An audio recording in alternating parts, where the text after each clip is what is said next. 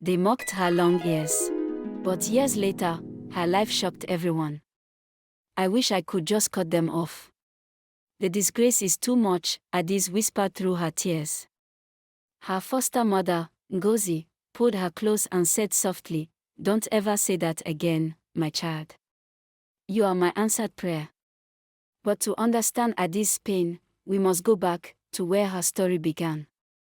In the small, lively village of Umudike lived a beautiful woman called Nena, and her husband Obi, the village's strongest hunter. They had been married for 2 years without a child.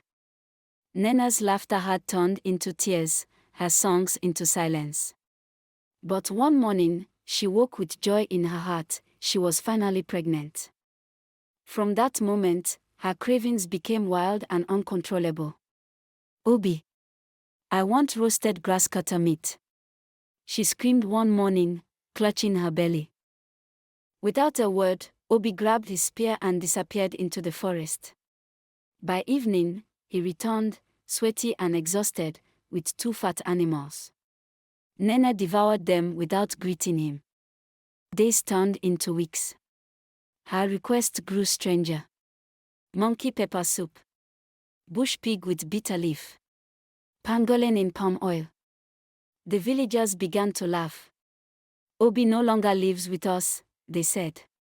"He lives in the forest with his wife's cravings." Obi grew thin, but he never complained. He loved his wife more than his own strength. Then, in the 9th month, when her stomach was ready to burst, Nena made the most impossible request yet. "Obi," she screamed. "I want bat meat, roasted with odri and palm wine."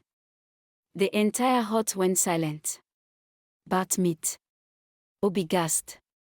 "That is madness. Do you want to invite curses? If you don't bring it," she wailed, "then I and this baby will die." The next morning, he gathered 4 hunters and ventured into the deepest part of the forest. For 2 days, they searched caves and dark corners, until finally, they caught a giant fruit bat. When Nena saw the meat, she clapped her hands and danced. "My husband, now I can give birth in peace." 2 days later, she went into labor. The midwife came, and after hours of painful screams, a baby girl was born. Everyone cheered until they saw the baby's ears.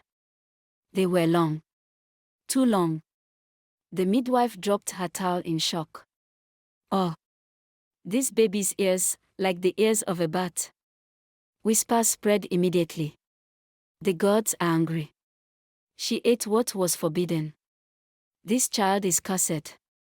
Nena smiled faintly, but shame burned in her heart.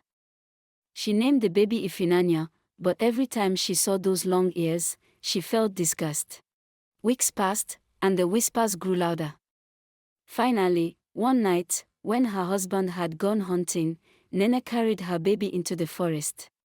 She placed her under a tree and whispered, "You have brought me shame. One day, you'll understand." Then she walked away. The baby's cries echoed through the dark forest, until footsteps of a stranger stopped nearby. A shadow leaned closer, and a hand reached out toward her tiny body.